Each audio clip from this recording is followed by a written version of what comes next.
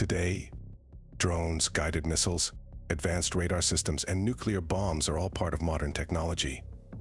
Whether we like it or not, these lethal weapons have become a familiar presence in our lives. But it took humanity about 6,000 years, from the Sumerians to today, to achieve these technologies. What if, however, humanity had reached these technologies much earlier? What if a highly advanced civilization collapsed due to a global catastrophe, forcing us to start over from scratch? It may sound like a science fiction scenario, but ancient texts offer us much more extraordinary insights into our past than we might think. Among these texts, perhaps one of the most well-preserved is the Ramayana epic from ancient Indian civilizations, written thousands of years ago. But how does this epic relate to our topic? And what surprising truths do we uncover when we examine this epic with today's knowledge? Let's explore these questions together. The year is 1924. A team of British priests and archaeologists in India embarks on an expedition to the Indus Valley in what is now northeastern Pakistan, searching for the legendary city of Mohenjo-Daro, mentioned in ancient Indian epics. The team has heard numerous legends about this city, also known as the Mound of the Dead. After years of meticulous excavation work, they uncover an advanced ancient city large enough to house 40,000 people. However, this discovery raises far more questions than expected. An entire city is unearthed, but only 43 skeletons are found. The positioning of these skeletons suggests not ordinary deaths, but rather a tragic catastrophe. Many of the skeletons are found embracing one another, or with severe trauma to their bones.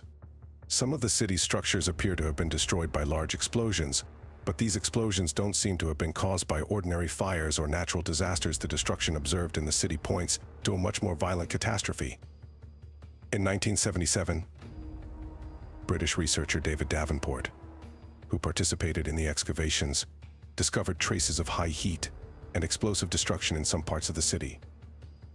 These explosions resembled not ordinary blasts, but rather those of a nuclear explosion. Melted pottery, stones, and high levels of radiation added to the researchers' growing questions about the city. These findings raised the possibility that the city had fallen victim to a previously unknown nuclear disaster in history. In 2014, neurologist Dr. Sampat Garth, working on pottery samples taken from the region, found that these materials had been exposed to extremely high temperatures. His analysis revealed that the pottery had been subjected to sudden temperatures ranging from 3,000 to 4,000 degrees Celsius, causing them to vitrify. These temperatures are almost as high as the surface of the sun. Since no natural or man-made technology capable of producing such heat existed at that time, Dr. Garth concluded in his report, the only explanation for this event could be a supernatural catastrophe. Following these frightening discoveries, archaeologists and historians turned their search for answers to ancient Indian texts. Among these texts is the Ramayana epic, which tells the story of a great war involving the gods. According to the epic, the god Vishnu becomes displeased with the mortal king Ravana for growing too powerful and declaring himself a god.